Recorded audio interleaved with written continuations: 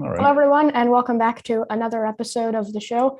Canadian media has changed over the last while with online media becoming more prominent. And so, joining me now to discuss a little bit about that, as well as reflecting on his career in broadcasting, what he's most proud of, is Peter Mansbridge, who's the former chief correspondent at CBC and now is the host of the Bridge podcast.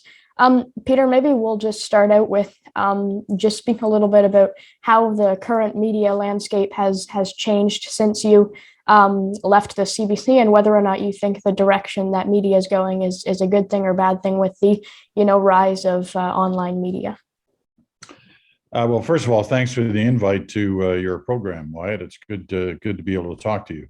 Uh, it's been almost 5 years since I left the National when I retired from doing the nightly news, and things actually have changed considerably. I mean, they've changed a lot over the last 25 years, but even the last 5 years, there's been a continuing explosion in the number of different outlets that people have to be able to monitor news, whether it's online or whether it's on their television screens or their computer laptops. So because of that, the more and more different services that there are different, I guess, different layers of quality in terms of the kind of journalism you get. And that's been the challenge, I think, for many journalistic organizations in serving their customer base, is trying to ensure that they have credibility in the quality of the news they're doing. And obviously, when you look back at your time when you were with CBC, when you were the host of the National, it was a daily program that aired talking about the basically the biggest stories in Canada and sometimes even in the world. So how has it changed from going from the CBC to starting your own sort of program with the Bridge? A couple of ways. I mean, I set my own pace now. It is a daily program, Monday to Friday, and it's on, it's a podcast, but it's also on Sirius XM, the satellite radio service. But I choose my own topics. I do my own research. I book my own guests. I do all of that along the lines of the pace that I want to maintain. So that aspect of my work is is a lot of fun, actually. When I'm doing documentaries, it's harder work because I'm out in the field, as I was just a little while ago in terms of being in the Arctic. But the documentaries are a different kind of challenge, and I'm writing a lot. I've had two best-selling books in a row, one last year and one just this year, in terms of the new one, Off the Record. And so that's been a different opportunity for me to write at length about some of my experiences and the people that I've met.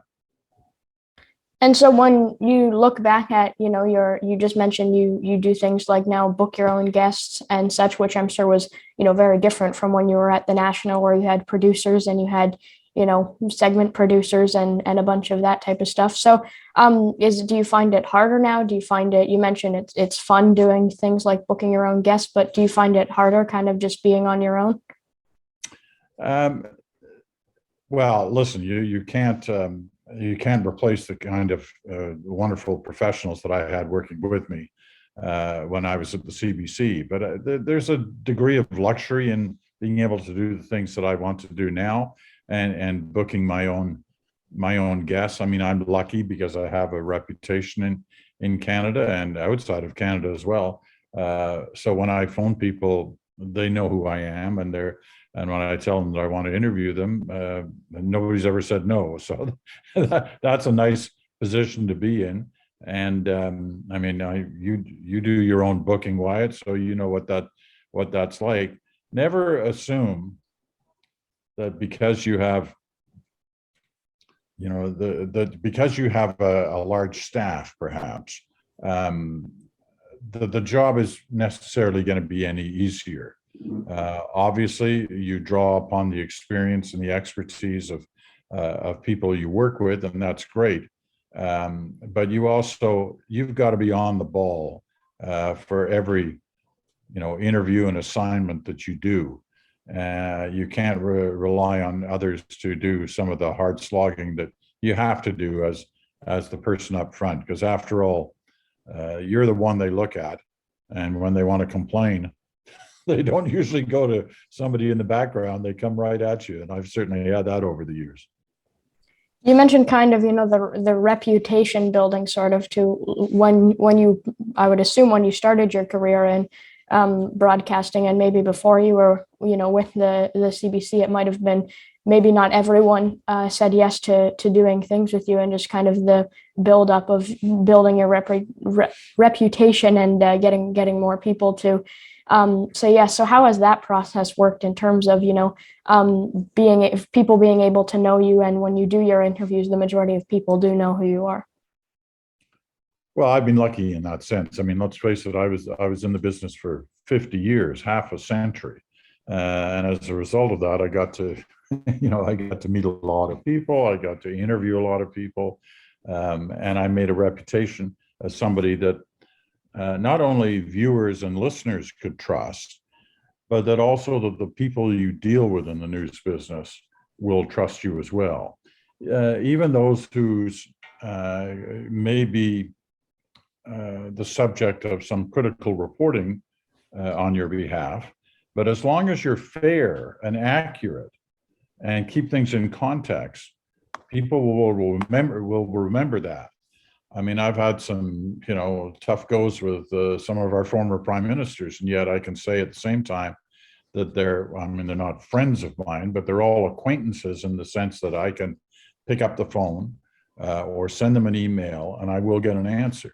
And that's just one area. You can do that with business leaders and entertainment and sports figures, all of those.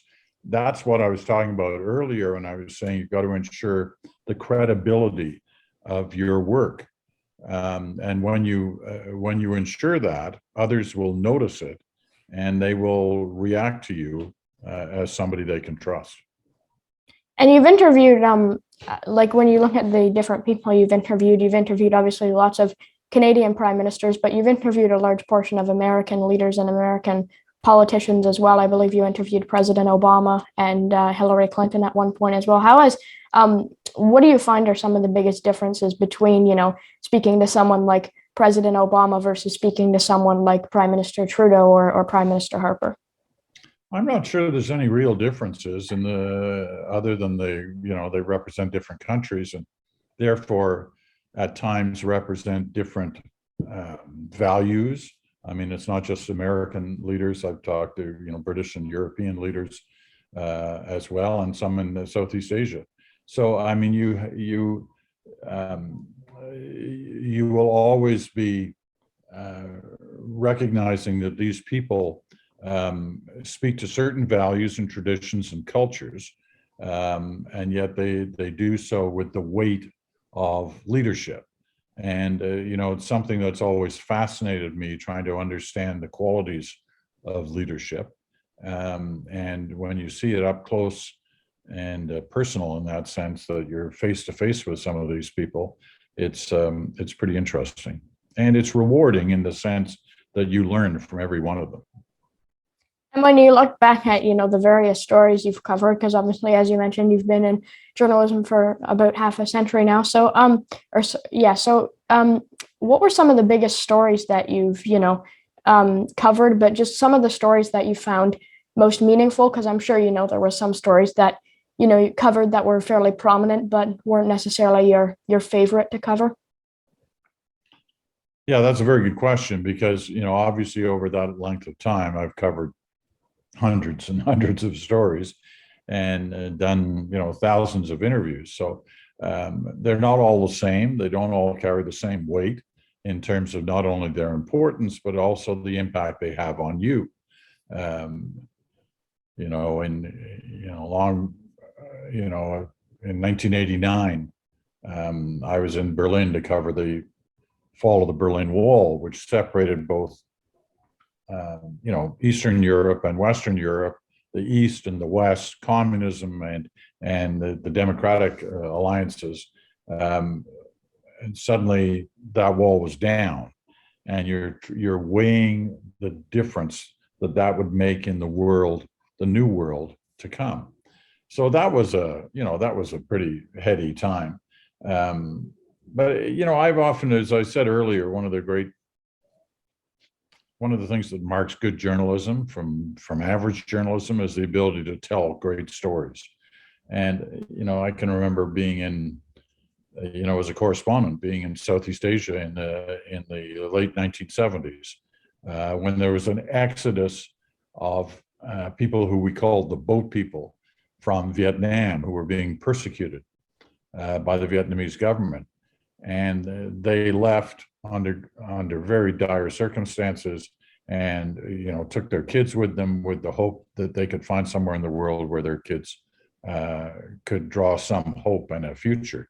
And many of them wound up in Canada. Telling that story and meeting those people who'd literally given up everything to try and make a better life for their kids, that was, not only emotional, but it was a great story to tell, and it had an impact. And it's in stories like that, and I could recount, many others over the years, where you realize as a journalist the impact you can have on the way people think about world events. And that's when you realize how lucky you are to be in this business. And as a final question, obviously you've mentioned you've written many books, but your most recent one being Off the Record. What was obviously you outlined several parts about your journalistic career, but what was kind of the reasoning behind writing a book? Was it just, your likeness for writing books and your love for doing so, or was it more so just wanting to express, your stories that you've covered over the years? Well, it was a little of all of that, and Wyatt, let me tell you, I'm very pleased to see you've got the book standing on the counter behind you there. That's very kind of you.